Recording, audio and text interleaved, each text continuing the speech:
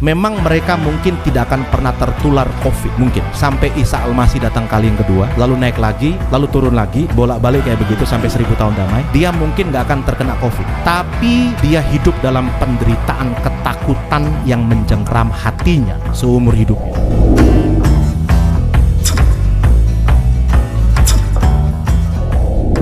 Gini, saya mulai dari sini dulu. Beberapa hari ini kok di hatiku ini, wah pengen apa ya, ada sesuatu yang ditaruh Tuhan di hati saya. Begini, saya mulai dari, coba Anda lihat saudara sebelah kiri, sebelah kanan, wajah rekan Anda, coba ngomong begini, di wajahmu ada kemuliaan Tuhan yang bersinar di sana. Berikan tepuk tangan bagi Tuhan kita. Saudara bisa melihat wajah sukacita dari teman saudara itu karena apa sebenarnya? Oh, saya punya mata Pak. Iya ya, saya nggak bertanya matanya, pasti mata kita semua punya gitu. Kalau kondisi ruangan ini gelap, bisa nggak kita melihat wajah rekan kita? Bisa nggak? Kita nggak bisa melihat. Kalau ruangan ini gelap, bayangkan ruangan ini gelap nih.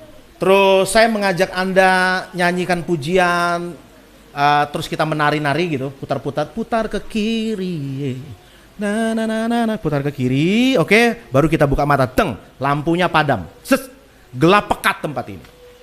Lalu saya bilang begini, yuk mari kita cari jalan keluar dari ruangan ini masing-masing, gimana caranya gitu lah. Berebut, nanti kalau siapa yang paling pertama dapat jalan atau pintu keluar, saya kasih sedikit aja lah, 1 miliar misal kata begitu. Wah, itu motivasi yang luar biasa kan. Lalu kita berebut nih, apa yang terjadi, suruh bayangkan apa yang terjadi. Untuk satu pintu keluar ini ada berapa puluh orang, 40, 50 orang di tempat ini, kita berebut nih. Saudara bayangkan, untuk satu pintu keluar 50 orang atau 2 pintu keluar 50 orang ini mencari dalam kondisi gelap. Apa yang terjadi? Tabrak, kacau gitu. Ada orang dia merasa pegang gagang pintu, ini bukan, ini hidung gue nih kata dia gitu. Bukan gagang pintu ini. Kacau balau tempat ini. Kekacauan yang terjadi sehingga bagi orang-orang dia merasa ini satu kejahatan. Bayangkan saudara, ada mbah-mbah di tempat ini yang mungkin kurang gesit karena fisiknya sudah terbatas. Lalu ketemu dengan Janet misal kata, ketemu dengan Agung misal kata yang badannya, beratnya itu bisa-bisa itu ditabrak jebret gitu loh. Ini mbah ini akan merasa tersolimi kan gitu. Itu satu kejahatan tuh, kekerasan tuh, seperti itu. Padahal mungkin si Agung itu nggak merasa begini, nggak merasa gini. Gue lagi cari jalan keluar, masalahnya kenapa lu ngalangin jalan gue, gitu loh kira-kira gitu. Kalau Anda baca bukunya Andrew Carnegie, saudara, tentang mencari kawan itu, dia berkata begini. Ada satu rumusan teorinya berkata begini. Itu ketika Anda mau bergaul dengan orang, gitu. Salah satu yang dihindari adalah jangan pernah menyalahkan orang. Jangan pernah. Lalu di bukunya Philip Yancey gitu, tentang kasih karunia juga sama gitu. Orang itu ketika disalahkan, saudara, siapapun, penjahat yang paling besar sekalipun, kata Philip Yancey ini, itu ketika dia di penjara, saudara, ada seorang penjahat yang luar biasa jahatnya. Ketika di penjara, ditanya orang, dia bisa bilang, gue itu nggak jahat. Gue gak jahat, keadaan yang memaksa aku untuk aku melakukan ini. Kamu coba ada di posisiku, misalnya kata gitu. Dia bunuh ada berapa orang gitu. Coba, posisiku berat, aku sulit, aku juga butuh sesuatu. Nah, untuk aku bisa mendapatkan sesuatu itu, mau gak mau gue harus bunuh orang. Dia bilang gitu. Lu jangan salahkan gue dong. Semua orang-orang yang ada di Maha Bicara nih, yang ketahuan, terbukti bersalah lalu dihukum, Anda tanya sama mereka. Itu pasti ada pembelaan di dalam hatinya. Bahkan diomongkan, iya, gue menjadi begini karena orang tuaku.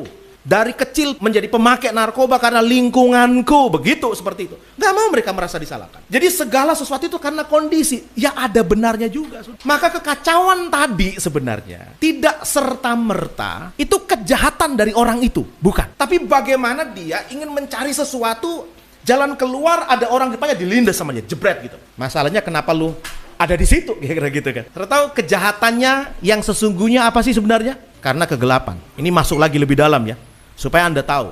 Karena kegelapan, karena kondisi, sehingga mau nggak mau orang-orang itu melakukan tindak perbuatan yang tidak menyenangkan. Karena kondisi. Oke, lalu kita berkata begini nih, masuk kedua nih, masuk ke yang lebih tinggi ya, atau lebih dalam nih.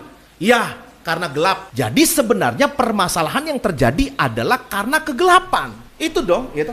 Saudara nggak bisa melihat senyum di wajah sahabatmu itu karena ada kegelapan, gitu aja. Secerah-cerahnya mata saudara, tapi kegelapan yang begitu pekat, Anda nggak akan bisa lihat kebaikan yang dipancarkan dari senyumnya orang-orang yang ada di sebelah kiri, sebelah kanan saudara. Kalau tempat ini gelap, berarti kita akan bilang begini, kegelapan masalahnya. Oke, gitu kan? Itulah kegelapan masalahnya. Iya enggak? Bisa iya, bisa juga enggak. Bisa juga enggak. Nah, begini nih. Saya coba ini kan satu pokok permasalahan dulu saya lemparkan nih. Bola saya lemparkan. Orang dunia berkata begini. Kejahatan itu karena orang jahat. Karena dia jahat. Tapi ketika kita bedah lagi, oh, bukan serta-merta karena dia jahat, tapi karena kondisi. Anda ketemu deh sejahat apapun, itu menurut Philip Yancey gitu, nggak akan berkata gue jahat, nggak. Gue ada sedikit kebaikan di hatiku. Semua coba, mereka akan bilang ini kondisi yang membuat saya begini. Oke ya, berarti bukan orangnya, kondisinya gelap. Lalu apakah kata firman Tuhan seperti itu? Coba kita lihat nih ya, coba kita lihat. Nah, kita belajar firman Tuhan agar begini, maksud saya. Tujuannya apa? Tujuannya begini. Yang pertama nih, saudara harus tahu akar permasalahannya di mana. Kalau Anda nuduh orang lain jahat, Anda berkata akar permasalahannya adalah dia memang jahat. Kalau itu yang terjadi, saudara, saya prihatin. Saya merasa begini, itu nggak akan pernah bisa menyelesaikan masalah. Kalau Anda melakukan satu hubungan persahabatan, kalau Anda melakukan satu hubungan bisnis, kalau Anda melakukan satu hubungan pertemanan, engkau berkata begini, lu sih gitu loh. Lu sih yang ciak duit gua, lu sih yang mengkhianati gua gitu loh. Lu yang salah. Lalu dia akan berkata begini, bukan gua, lu yang salah. Itu berantem nggak akan ada habis-habisnya, pasti begitu, ya kan? Bener nggak? Bener nggak gitu? Kita lu yang salah, lu yang salah, lu yang salah, lu yang salah gitu. Wah, itu sampai apa? Isa Al-Masih turun, terus naik lagi, terus turun lagi gitu, terus bolak-balik kayak begitu, terus sampai 1000 tahun damai, nggak barbar itu, saudara. Lalu kita masuk yang kedua, oke. Oh, berarti kondisi ya. Oh ya, berarti kondisi dong. Lalu kita mulai berkata begini, ya memang bukan kamu yang salah. Yang salah itu lingkunganmu. Yang salah itu kegelapan. Lalu kita mulai menyalahkan kegelapan, ya kan gitu. Dan saudara tahu bapak kegelapan itu siapa? Iblis kan? Lalu kita mulai menyangkut-nyangkuti dia. Iya benar bukan lu, tapi setan itu loh. Ini kurang ajar banget nih setan ini. Lalu kita mulai mengalihkan kesalahan daripada dia ke iblis. Ke setan, selalu ada apa kayak setan. Rumah tangga bermasalah ada setannya. Bisnis mulai hancur ada setannya. Sakit panu, kurap, kadas pasti ada setan gitu. Sudah pernah lihat orang kayak gitu? Ada orang sakit, wah ini ada setannya nih. Pelayanan pelepasan itu kayak gitu kan. Kadang udah ekstrim banget nih pelayanan pelepasan. Apapun pasti ada setannya gitu. Saya pernah diminta bantuan orang untuk melayani pelepasan gitu ya. Didoakan di satu rumah nih. Wah, dia mungkin punya karunia penglihatan gitu. Pak, kayaknya di situ Pak, itu ada gerombolan roh jahat. Oke. Ya, oke, kita doain ya. Ambil minyak pengurapan, doakan saudara. Sebentar Pak, benar. Itu lari Pak ke atas Pak. Kejar Pak. Kejar saudara. Saya melu-melu goblok juga gitu. Kejar gitu. Sampai di atas. Sebentar Pak, sebentar. Dia lagi memanggil pasukannya Pak, kata gitu. Wah, bisa kayak gitu ya. Sudah, berhenti kebodohan dan kebohongan ini, saya bilang gitu. Iblis itu sudah dikalahkan. Katakan amin. Waktu Yesus Kristus mati dan dia berkata tetelestai di salib nih, yang artinya sudah selesai. Begitu juga pekerjaan iblis sudah selesai atas hidup kita. Katakan amin. Saudara, ayat Alkitab berkata iblis itu sudah diremukkan di bawah telapak kaki kita. Yang setuju dengan saya katakan amin. Yang saudara lawan hari ini bukan kuasanya iblis. Yang saudara lawan hari ini menurut Efesus 6 ayat 10 dan seterusnya, dia berkata, tetapi berdirilah teguh, itu lawan dan segala macam itu tipu muslihat iblis, bukan kekuatan iblis, karena kekuatannya sudah dikalahkan. Yang Anda lawan adalah tipuannya, muslihatnya. Apa itu? Tipuan yang berkata bahwa dia gede, dia menakutkan. Makanya Anda lihat semua film horor di dunia ini selalu menggambarkan iblis itu seolah-olah apa saudara? Berkuasa gitu loh. Kalau tradisi Jawa adalah genderuwo, terus apa lagi? Apa lagi, Gung? Hah? Wewe gombel, ngomong wewe gombel. Tradisi Eropa lain lagi, Dracula, terus apa lagi ya, hantu dan semuanya itu menakutkan, saudara. Kok bisa ya? Kok bisa sama ya? Segala film horor itu iblis ditampilkan sosok yang menakutkan. Kok bisa kayak begitu ya? Apa message yang ingin disampaikan? Message yang ingin disampaikan adalah seolah-olah iblis itu berkuasa. Buto ijo, gede banget, raksasa. Padahal Anda baca Alkitab, iblis sudah diremukkan di bawah kaki Kristus. Sama-sama katakan, iblis sudah dikalahkan. Lagi, iblis engkau sudah dihancurkan. Ya, dia udah stroke saat ini. Ya, lalu banyak orang itu kan menyalahkan iblis. Nanti kita lihat. Coba kita baca dulu ayatnya deh. Makin dalam tanda petik makin ngawur tuh. Dalam tanda petik maksud saya. Ngawurnya itu ngawur mengacak-ngacak pikiran lama kita. Sebab kadang-kadang orang Kristen ini masih ada pikiran kuno yang ditanamkan sesuatu. Tadi malam itu Pak Riki diskusi dengan saya, Pak ya, menyampaikan satu video di forward ke saya. Kita diskusi, ya menurut Musem. Saya nonton video ini, itu yang khotbah, itu video khotbah, saudara. Saya nggak tahu lah, nggak usah saya sebutkan di mana. Itu menyampaikan sesuatu yang bagi saya ngawur, saudara. Ngawur itu. Tapi di forward kemana-mana kan repot itu. Nah, kadang-kadang ada orang-orang yang terkena imbas pikiran ngawur dari betapa hebatnya setan itu, saudara. Akhirnya dia fokus dengan kegelapan. Hidupnya selalu fokus dengan setan aja terus gitu. Gelap aja terus gitu loh. Dia lupa bahwa terang lebih berkuasa daripada kegelapan gitu loh. Ya. Oke, mari kita buka ayat firman Tuhan. Lalu dalam diskusi itu kita sepakatlah, wah ngawur ini. Ngawur. Makanya kadang-kadang kami dalam mimbar ini coba mengobrak-abrik kengawuran berpikir orang-orang Kristen kadang-kadang gitu, seperti itu ya. Coba mungkin juga khotbah pagi hari ini ya mengobrak-abrik sedikit lah. Efesus 5 ayat 14. Kita mulai dari sini. Mari kita baca bersama-sama ayat ini, mari kita baca bersama-sama. 2, 3. Itulah sebabnya dikatakan, bangunlah hai kamu yang tidur, dan bangkitlah dari antara orang mati, dan Kristus akan bercahaya atas kamu. Oke, simpen dulu ya, simpen dulu ini simpen dulu. Kembali ke tadi. Orang berkata begini nih, kegelapan masalahnya. Dia udah mulai nemukan sedikit solusinya. Kalau yang pertama, orang itu masalahnya.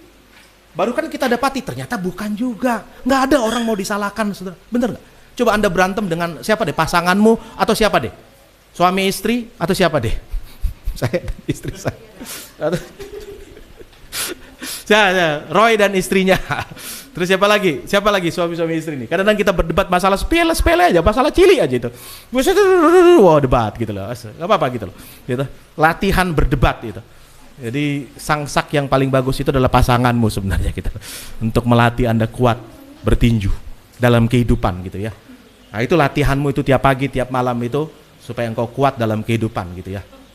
Oke. Berarti kondisi kan? Nah, sekarang begini nih. Satu ketika Einstein pada waktu dia muda di kampus, ada yang berkata waktu dia sekolah dasar, ada yang berkata dia lagi kuliah. Jadi oke lah.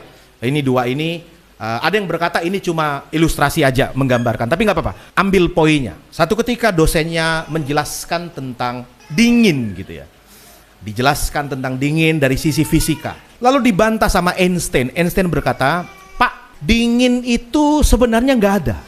Kata Einstein, berani banget dia melawan dosennya, ngajak debat dosennya. Dosennya bilang, "Ya kamu ini baru belajar, kok kamu mendebat saya? Dingin itu ada." Lalu Einstein berdiri. "Saya punya dasar berkata kalau dingin itu nggak ada. Dingin itu sebenarnya hanyalah satu kata untuk menjelaskan ketiadaan panas." Dingin itu nggak ada. Yang ada itu nggak ada panas. Makanya dingin ada, kata dia gitu. Dosennya bingung. Saya pengen tanya lagi kepada dosen, malah dia kasih itu. Terang, gelap itu ada atau enggak? Dosennya gelap ada. Salah lagi Pak dosen. Gelap itu sama dengan dingin. Enggak ada. Loh kok bisa? Gelap itu ada. Enggak ada. Debat mereka. Kamu punya dasar apa? Einstein ngomong begini nih. Gelap itu enggak ada, Profesor. Yang ada adalah ketiadaan cahaya. Maka gelap itu ada. Menurut hukum Newton tentang cahaya dalam prisma Newton gitu, gelap itu enggak ada karena enggak bisa diukur gelap itu. Sesuatu yang enggak bisa diukur, makanya dibuktikan nggak ada dalam teori ilmu fisika. Nggak bisa dihitung, nggak bisa diukur, itu sama dengan tiada. Sementara cahaya bisa diukur dengan prisma Newton, kan begitu. Anda bisa lihat kayak cahaya matahari menjadi berapa cahaya dia? Meiji kuhibi, apa itu? Merah, kuning, hijau di langit yang biru. Itu diukur, bisa diukur. Kegelapan itu tidak ada karena nggak bisa diukur. Yang ada adalah cahayanya tidak dinyalakan. Nah, berdasarkan pemikiran ini, kita masuk ya ke firman Tuhan. Tadi kan kita simpen dulu nih. Kita simpen dulu. Saudara, kalau Anda baca Kalimat yang terakhir itu, dan apa saudara baca sama-sama? Dan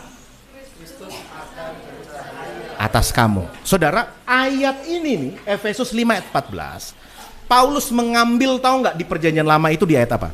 Ada ayat yang mirip-mirip kayak gini di perjanjian lama dalam kitab Yesaya deh. Ada yang ingat?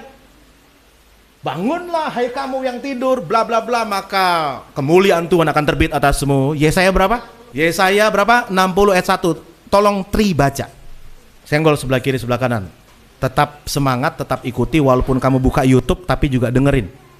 Yesaya 60 ayat 1, bangkitlah menjadi teranglah, sebab terangmu datang dan kemuliaan Tuhan terbit atas. Yes.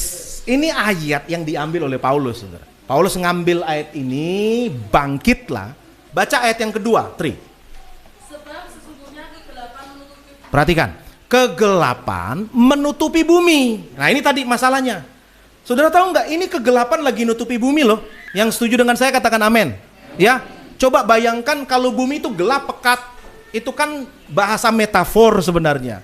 Itu majas metafor gitu loh. Satu ungkapan untuk menggambarkan satu bayangan tentang kegelapan yang menutupi bumi karena kejahatannya itu loh. Itu ada di pasal 59 gitu loh. Kegelapan lagi menutupi bumi gitu ya. Itu tadi tuh, kita sampai dalam kegelapan. Kalau ruangan ini gelap, saudara 40-50 orang ini mencari satu jalan keluar, tabrakan kita semua nih. Karena tabrakan orang berebut. Siapa yang mau duluan? Yang lain disikut lah, dibanting lah segala macam. Terjadi peperangan, terjadi kekerasan. Ada yang pakai tipu, akal muslihat dan segala macam. Itulah dunia gelap, ya kan? Yang kita bilang, wah, bukan orangnya yang jahat, Pak. Kegelapannya gitu loh.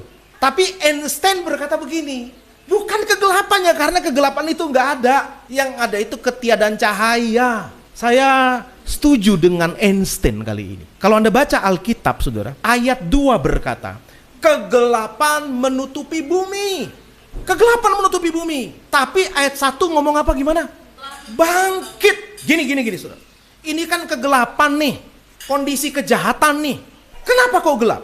Kalau Anda baca ayat ini, maka Paulus berkata, bangun dong kamu. Paulus dan kitab Yesaya bukan mempermasalahkan kegelapannya. Dia mempermasalahkan umat Tuhan yang lagi tidur. Umat Tuhan yang lagi santai, lagi tidur. Makanya masalahnya bukan di gelapnya. Nggak pernah mau berurusan dengan gelap. Masalahnya ada potensi terang, tapi terang tidak mau menyala gitu. Itu masalahnya di situ gitu. Dunia lagi gelap, ada kejahatan. Tapi sudah tahu, kejahatan yang sesungguhnya bukan orang-orang jahat, tapi karena kondisi gelap. Tapi firman Tuhan berkata, kejahatan yang sesungguhnya, kalau saya pakai bahasa itu, saudara, bukan orang-orang jahat, bukan dunia yang gelap, tapi kejahatan yang sesungguhnya, kalau saya mau pakai istilah itu, adalah orang-orang Kristen yang tidur, yang tidak menjadi cahaya bagi dunia, saudara. Masalah sebenarnya adalah terang yang tidak dinyalakan. Itu aja.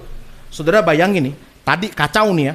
Kita tabrak kursi, tabrak sana, saudara bayangkan aja itu. Itu jungkir baliklah ruangan ini, saudara. Orang-orang yang baper, yang tidak mau berjuang, dia akan disudutkan di pojok sono gitu. Tapi orang-orang yang suka berjuang, suka berperang, tempur di tengah arena, saudara. Kayak begitu kan? Bukannya kayak begitu tuh dalam dunia bisnis juga, sikat aja. Siapa kuat, dia menang. Kayak hukum rimba kan seperti itu, saudara. Dalam dunia sekarang tuh, lu kecil gua gilas tuh, gitu. Kalau orang susah, dia berkata, hari ini apa yang harus kami makan gitu loh. Orang kaya berkata, hari ini kita mau makan di mana gitu. Lebih kaya lagi dia bahkan berkata, hari ini siapa yang akan kita makan gitu. Itu dunia gelap. Masalahnya bukan orang jahat itu. Masalahnya bukan juga kegelapan itu. Masalahnya begini nih. Ada satu orang yang lagi ruangan ini gelap, ada satu orang di sebelah saklar. Dia tahu ada saklar, dia tahu dengan dia pencet ini terang terjadi, tapi dia diam. Saudara tahu nggak? Itulah orang jahat yang sesungguhnya tuh. Gini, nangkep nggak saudara? Begini, coba kita membayangkan. Coba saudara lihat saya sebentar. Saudara bayangkan. Begini, ini ruang ini kacau balau karena gelap. Orang tumpang tindih. Yang suka tarung ada di tengah. Yang baperan di pojokan nangis dia di situ. Berat banget masalah gue. Curhat gitu loh. Ketemu dengan baper lainnya gitu lah. Di pojokan mereka merasa dunia jahat banget sama mereka, nah, gitu. Tapi petarung di tengah. Lu nonjok gue tonjok genten. Bah, ribut gitu. Provokator juga di situ, ketawa-ketawa dia. Lagi ketawa dia yang kena pukul, jebret gitu loh. Kacau balau. Ada orang Kristen nih di pojokan. Di sebelah dia ada saklar dan dia tahu kalau dia nyalain lampu terang. Orang kan, wow, ternyata ngapain gue bantai lu ya? Lu kan saudara gue juga, ternyata gue pikir lu setan kata gitu. Kalau dia nyalakan saklar ini lampu bercahaya, orang ngapain berantem kan? Orang berantem itu karena pengen cari jalan keluar toh, kan begitu toh? Kan logikanya begitu kan? Kalau lampu ini terang, walah jalan keluar neng kono kok. Itu pintu keluar di situ, ngapain kita tukaran di sini ya? Pintu keluar kan di sono, ngapain lu ngumpet di situ gitu loh? Tapi orang Kristen ini dia diam di sebelah saklar. Itu yang Tuhan ngomong begini nih, perhatikan, jangan menutup terangmu di bawah gantang. Dalam Matius pasal 5, terangmu itu harus dipancarkan. Engkau ada terang dalam hidupmu, katakan amin. Halo, orang-orang Kristen nih, umat-umat Tuhan nih, masalah yang sebenarnya bukan orang jahat, masalah yang sebenarnya bukan kondisi COVID sebenarnya. Itu kan kondisi itu. Ada orang-orang yang memanfaatkan dalam tanda petik COVID, lalu nggak ngapa-ngapain kan hari ini. Lalu dia berkata, ya karena COVID, ya bisnis gua hancur. Tapi coba Anda lihat, orang-orang seperti Pak Iyo, orang-orang ya seperti generasi emas ini ya kan. Orang pada COVID, kita malah buat gereja gitu loh. Di Johar Baru dan Johar Lama, saudara. Orang lagi pada COVID, kita ini kayak punya nyali berapa ya? Cuma beda-beda tipis sih, antara berani dan bodoh gitu.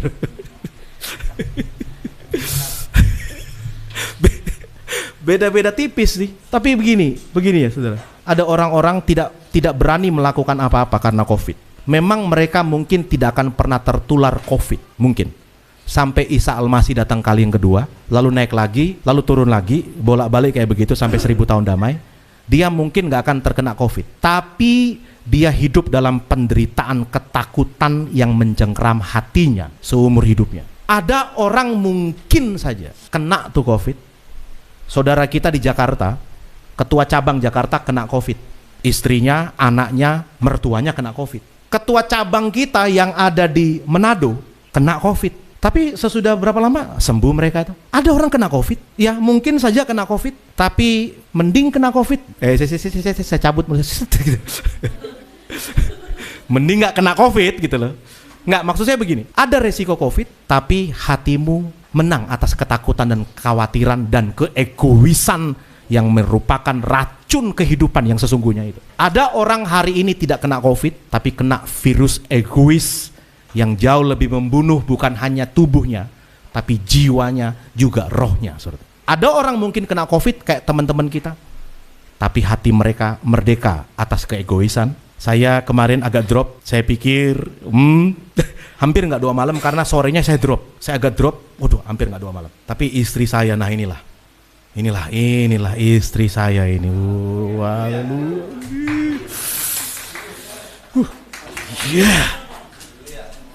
Gung, makanya cepatlah menikah, Gung.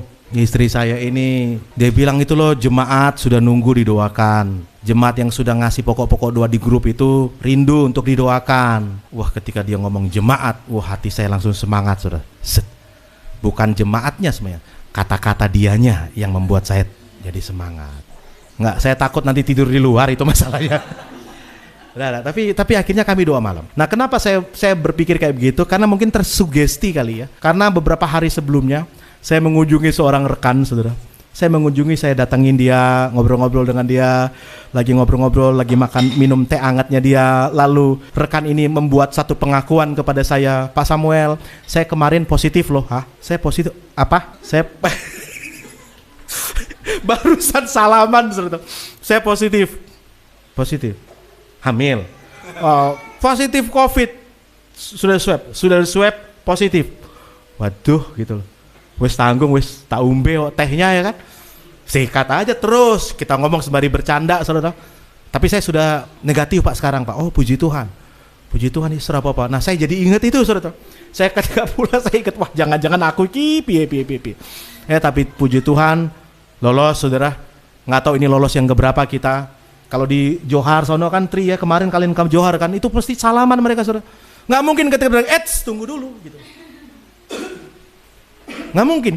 Ya akhirnya begitu yang terjadi. Nah itu riskan banget. Kita bener-bener tapi begini. Resikonya iya. Betul resikonya seperti itu. Tapi mending umat Tuhan itu memilih untuk tetap menjadi terang deh. Katakan amin, saudara.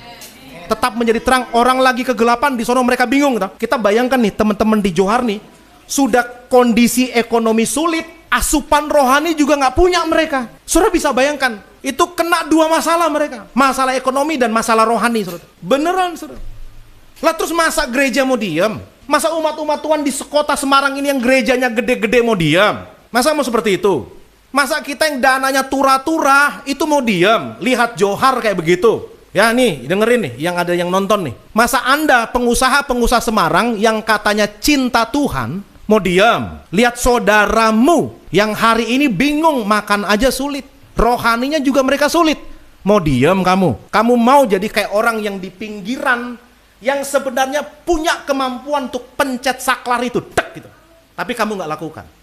Saya mau bilang, maaf, kejahatan yang sesungguhnya adalah orang Kristen ini. Karena dia punya terang, solusi bagi orang, dia tutup, dinikmati oleh dirinya dan kelompok dia saja. Saya mau bilang, itu kejahatan. Senggol sebelah kiri, sebelah kanan, itu kejahatan. Dibongkarkan pikiran kita ya. Kita dulu berkata orang jahat itu pembunuh, perampok, pencuri, segala macam. Baca Yehezkiel pasal 3. Nggak usah lah, di rumah aja. Di kitab Yehezkiel berkata begini nih. Kalau kamu tahu ada orang berdosa, lalu kamu diem, tidak lakukan apa-apa bagi orang itu, maka orang itu akan mati dalam dosanya. Tapi darahnya kamu yang tanggung. Pernah baca Pak? Di rumah halo, pernah baca ayat itu? Kita selalu baca berkat, diberkati, shalom, mau diberkati Tuhan, selalu itu masalahnya. Kamu tahu kalau ada orang bersalah, berdosa, kamu diam. Kamu tahu di ruangan ini orang lagi pukul-pukulan, orang lagi pingin cari jalan keluar, kamu punya solusinya yaitu terang, tapi kamu diam. Maka darahnya ditanggung kepada kamu, bukan kepada orang itu. Saya bersyukur nih, saya lihat sahabat saya nih Pak Imam. Ini rekannya Pak Budi itu diajak ke sini tiap hari. Saya bilang nggak ada bosan-bosannya Pak Iman. Hebat banget dia. Menjadi berkat bagi rekannya Pak Budi. Keren ya, tiap hari ajak, Pak doakan kawan saya, Pak doakan kawan saya. Ini tipikal orang yang nggak diem Pak. Lihat sesuatu dia cuma menang. Ya wis urusanmu sakarepmu lah, urusanmu dengan Tuhan. Syukurin kowe dihukum ya Tuhan. Enggak saudara, ya kan? Enggak, tipe kita nggak diem loh. Tipe Anda, tipe generasi emas, bukan diem. Tipe generasi emas itu memancarkan cahaya. Walaupun kadang-kadang beresiko bagi kita nih. Beresiko bagi kita, tapi mending kita beresiko. Tapi kita menjadi alat Tuhan sebagai penyebar kebaikan bagi orang-orang. Baca di Alkitab, kalahkanlah kejahatan itu dengan kebaikan. Dan gini.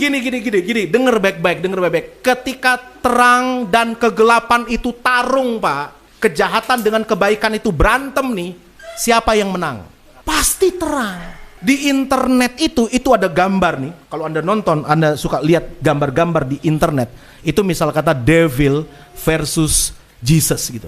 Itu keluar gambar, lagi adu panco tuh. Yesus sama setan. Ada gambarnya kan? Ada gambarnya gitu. Lagi adu panco gini. Itu sesat nih gambar ini. Ini mana mungkin si pencipta adu panco versus dengan yang diciptakan. Itu kata si Thor saudara. Dalam Avenger itu sepatu bot itu lawan semut gitu loh. Sepatu bot lawan semut. Nah iblis itu kayak semut kan, yang diremukkan di bawah kaki sepatu botnya Allah kan, begitu tuh saudara. Gitu. Nggak mungkin versus pencipta dengan yang diciptakan kok versus sih? Nggak imbang. Kegelapan itu makanya kata Einstein itu nggak ada. Yang ada itu adalah terang yang tidak dinyalakan. Sebab apa? Sebab ketika terang dinyalakan itu nggak berantem. Pernah lihat nggak ketika Anda nyalain lampu dek gitu? Lalu terang itu dengan susah payah mengalahkan kegelapan. Dia berantem, tiba-tiba terang itu redup. Lalu ada semangat, dia dipompa oleh nggak tahu siapa gitu. Zet, terang itu membesar. Lalu gelap itu mengecil. Lalu gelap yang kecil ini itu tiba-tiba membesar lagi. Wah, itu berantem sampai Isa masih turun. Lalu naik lagi, lalu turun lagi sampai 1000 tahun damai kayak gitu. Nggak ada. Itu ketika terang dinyalakan langsung tek. Kegelapan mana kegelapan? Loh, mana kegelapan? Oh nggak ada. Loh, tadi di sini mana? Pergi sendiri. Hei, gini, ini orang-orang yang setan minded ini, yang selalu menyalahkan iblis. Saya mau bilang begini, di pikiranmu dimasukin terang, udah. Ketika terang masuk di pikiranmu, iblis pasti pergi. Ketika firman kebenaran yang adalah terang itu, dan kasih kebaikan yang adalah terang itu menguasai hidupmu, maka kamu lepas dari jerat iblis sebenarnya. Ini peperangan tingkat tinggi ini sebenarnya. Peperangan tingkat dasar, itu lawan roh-roh jahat, orang yang dirasuk, ada paku-paku masuk itu, tengkang-tengking kan begitu. Tapi peperangan yang tingkat tinggi begini, di mana ada kasih, di situ Allah hadir. Saudara gini, bayangin hidupmu penuh dengan kasih, hidupmu itu penuh dengan ketidakegoisan. Kasih Allah itu ada pada kamu, itu berarti Allah ada pada dirimu. Berarti hidupmu penuh dengan terang. Berarti kalau engkau ada di tempat kegelapan, kegelapan itu yang minggir dong. Makanya tahu nggak di Gombel ini kan, ceritanya Gombel ini kan, ceritanya rumah ini kan, ya tahu nggak saudara ceritanya? Namanya aja Gombel, WW Gombel. Ada rumah di Gombel gitu. Rumah tua yang bertahun-tahun nggak dipakai, gelap pekat di sini kan. Waktu kita bersihkan rumah ini tuh banyak banget sesembahan. Itu banyak banget itu. Wah, ya Kemenyan mana Ayub yang bersihkan ya? Ayub ya. Kemenyan atau apa di atas ini di pojok sono itu. Wah, karena ini tempat orang golek pesugihan sebenarnya rumah ini. Ini rumah ini tempat orang cari setan di rumah ini. Ya benar, saudara, itu kata tetangga sebelah kita itu ngomong begini, Pak, hati-hati Pak, saya diintimidasi sama dia. Itu ada batu katanya gitu. Oke, saya menghormati dia. Oke. Lah kita masuk, orang ono tuh, nggak ada tuh yang namanya pocong, nggak ada. Saya cari-cari sama Roy itu, mana pocong ya, mana Gombel, ono saudara. Orang yang pocong-pocongan mungkin ono, saudara. Nggak, beneran nggak gini. Karena saya percaya begini ya, di dalam kita kan ada terang. Saudara coba pegang bersama. Ada terang nggak di dalam dirimu? Roh yang ada pada kita jauh lebih besar daripada roh-roh di dunia ini. Coba sama-sama katakan, roh yang ada padaku jauh lebih besar daripada roh-roh yang ada di dunia ini.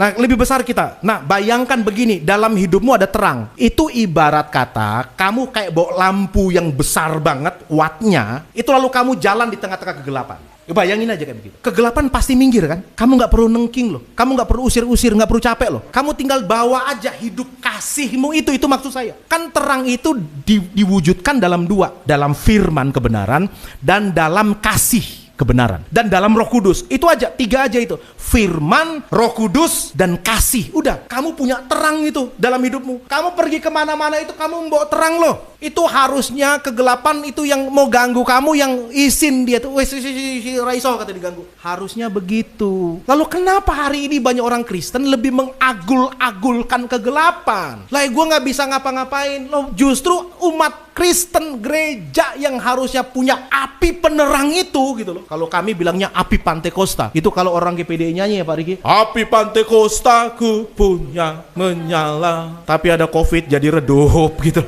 Lah ngapain kita nyanyi api Pantekosta ku biarkan menyala, lalu hari ini kita taruh gantang menutupi api Pantekosta kita itu loh. Lalu dengan alasan COVID, ya udahlah kita nggak bisa ngapa-ngapain. Enggak, justru begini nih, kegelapan COVID kayak begini nih, orang-orang di luar sana lagi merindukan terang loh saudara. Pak Rijal itu dari Johar Lama bilang begini, Pak tolong kami dibuatkan ibadah Pak. Ibadah udah penting banget bagi kami. Dia yang bisa ngomong begitu loh saudara. Bukan materi Pak yang penting, tapi kami butuh didoakan. Bayangkan itu yang ngomong itu orang-orang yang ada di jalan loh saudara. Bayangkan nih orang Kristen, kamu hari ini lagi kayak gini malah kesempetan, nggak ada ibadah lagi gitu, malah seneng nggak ada ibadah. Itu orang-orang yang ada di jalanan tuh pengen banget dilayani dengan ibadah. Dengar kesaksiannya Pak Yohanes tadi, rindu banget nih, dan bukan nggak semua orang Kristen, banyak juga orang Kristen yang lagi rindu banget untuk ibadah nih hari-hari ini, katakan amin. Mungkin nggak bisa gitu kan, tapi nggak apa-apalah, ada sarana segala macam kita lakukan kan seperti itu saudara. Tapi saya tersentuh banget dengan Pak Rijal itu ngomong, Pak tolonglah layani kami. Makanya kami udah 2 kali tuh ke Johar Lama. Johar baru sudah 1 bulan lebih, Johar Lama sudah 2 kali saudara. Kita layani, kita terjun, kita ya.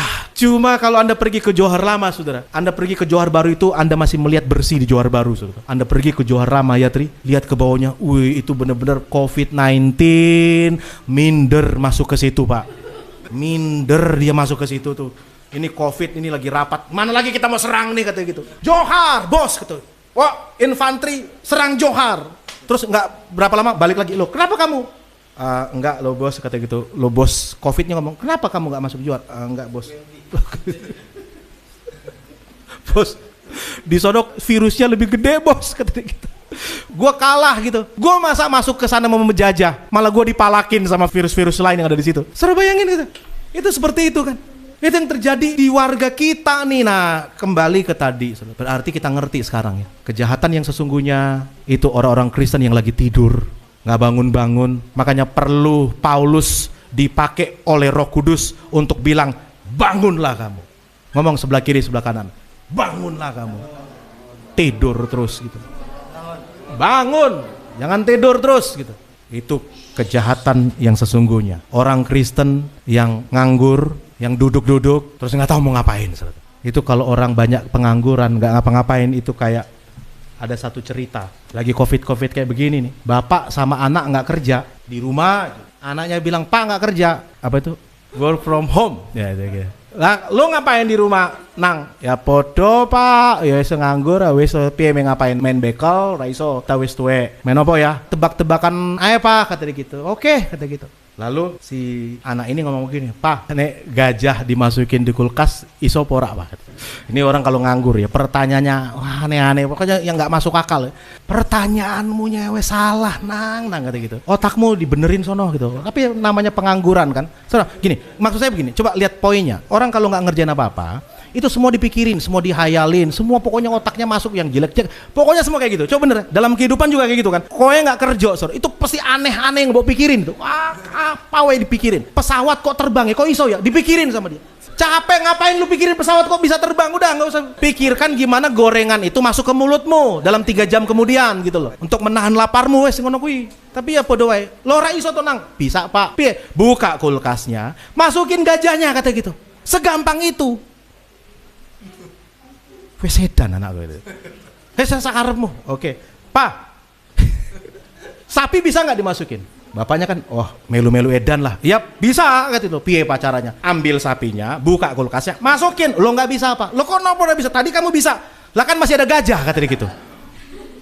Wah. Keluarin dulu gajahnya, masukin sapinya. Ya. Pak, tikus bisa masuk nggak? Ah, tikus bisa masuk. Ya keluarin dulu dong sapinya, masukin. Oh, Pak, tikus kan cilik, sempelin aja masuk ke dalam. 3-0 di bapaknya nih, kurang ajar. Panik gajah balapan lari sama sapi piye, Pak? Yang menang sopo? Bapaknya bi. Ya sapi lah, sapi kan lebih gesit, lebih kecil. Ya gajah yang menang, Pak.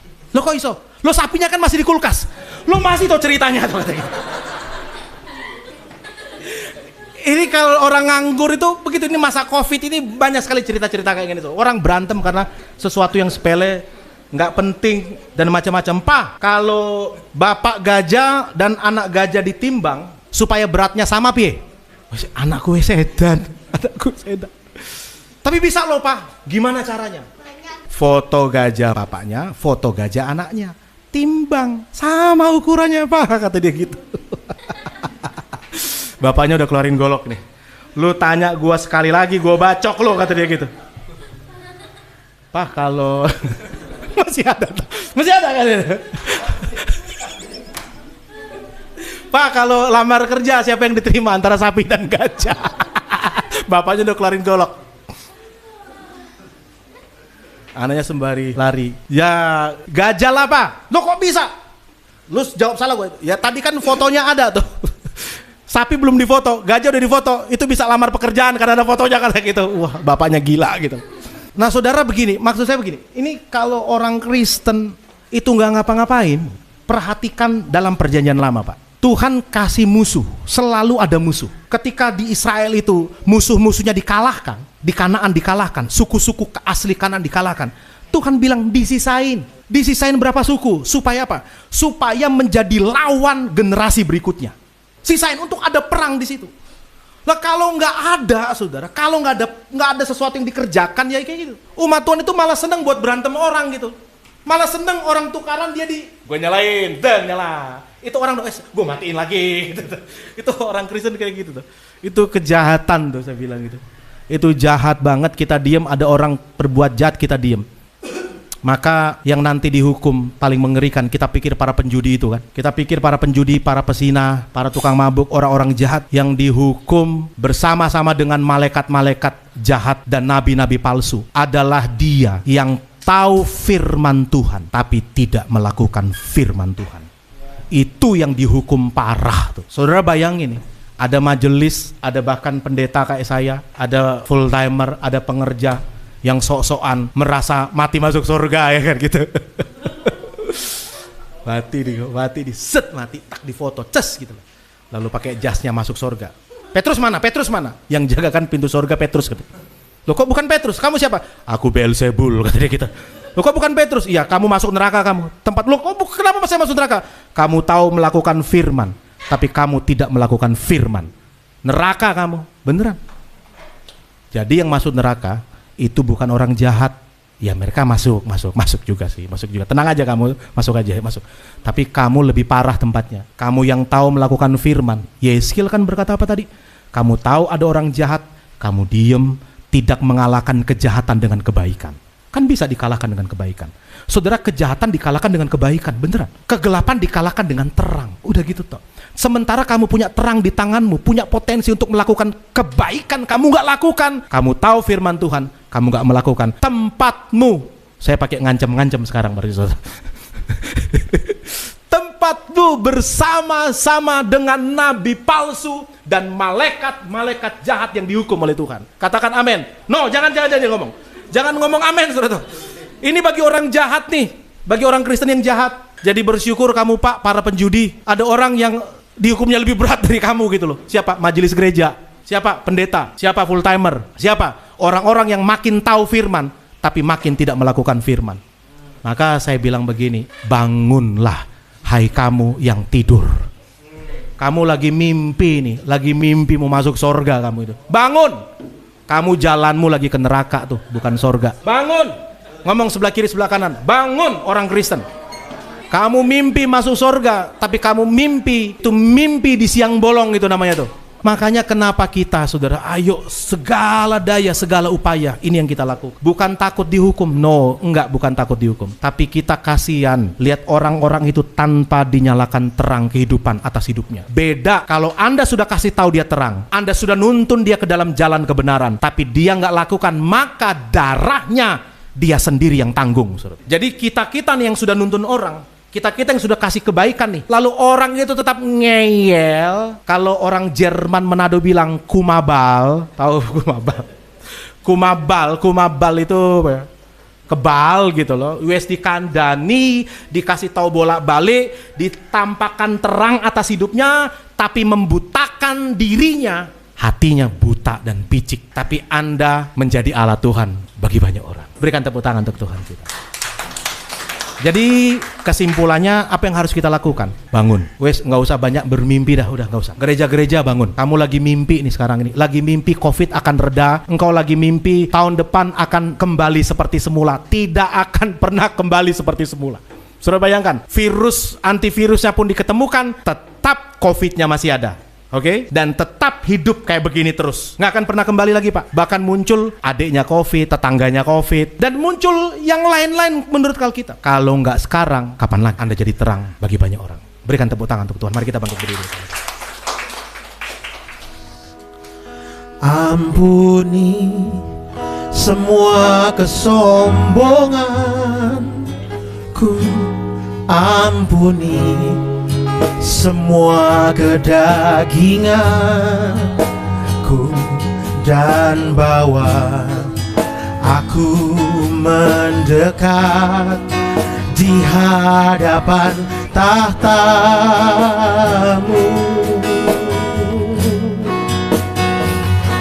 Ampuni aku yang tak peduli akan kerinduan di hatimu.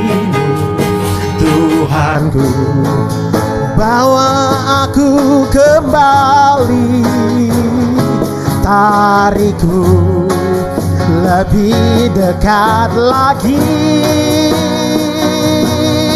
Katakan jangan biarkan aku jangan biarkan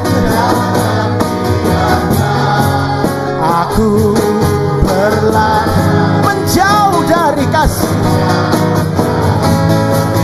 Tata kasih karunia yang kau beri. Tanamkan aku di hadirat-Mu. Sembah Tuhan, sembah Dia. Materaikan aku dalam di hadirat-Mu, di hadapan-Mu Tuhan. Itulah hidupku. Yes Lord. Mari sekali lagi datang dengan sungguh-sungguh dengan sebuah kerinduan. Ampuni, ampuni semua kesombongan. Ampuni Tuhan Yesus. Ampuni Tuhan Yesus. Aku mendekat di hadapan tata-Mu. Ampuni Tuhan, ampuni. Bernyanyi dengan sungguh-sungguh akan kerinduan di hatimu, akan kerinduan di hatimu.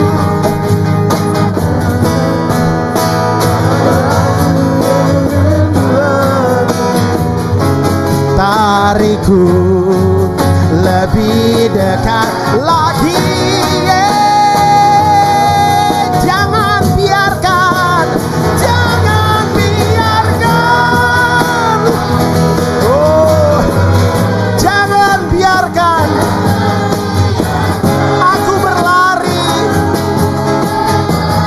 Oh, menjauh dari tata kasih karunia yang Kau tanamkan aku Tuhan.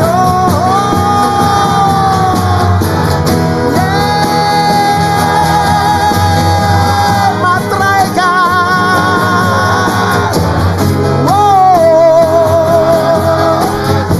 di hadirat-Mu, di hadapan, di pelukan-Mu. Oh, itu jangan biarkan, jangan biarkan, jangan biarkan aku pergi. Jangan biarkan aku berlari menjauh.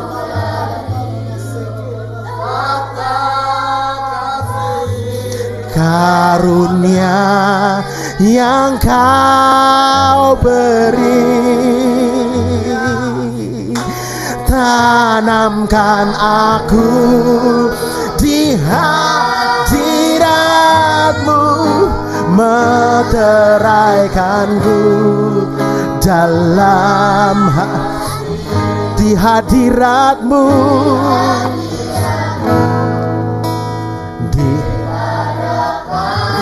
di pelukan-Mu. Kalau kita mau jadi terang, kamu yang mau jadi terang sampai hari ini, katakan kepada Tuhan, jangan biarkan Tuhan aku pergi dari hadapan-Mu. Sembah Tuhan, jangan biarkan aku.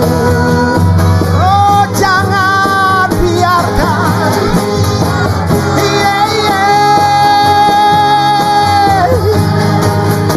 Menjauh dari tata kasih karunia yang Kau tanamkan aku di hadirat-Mu.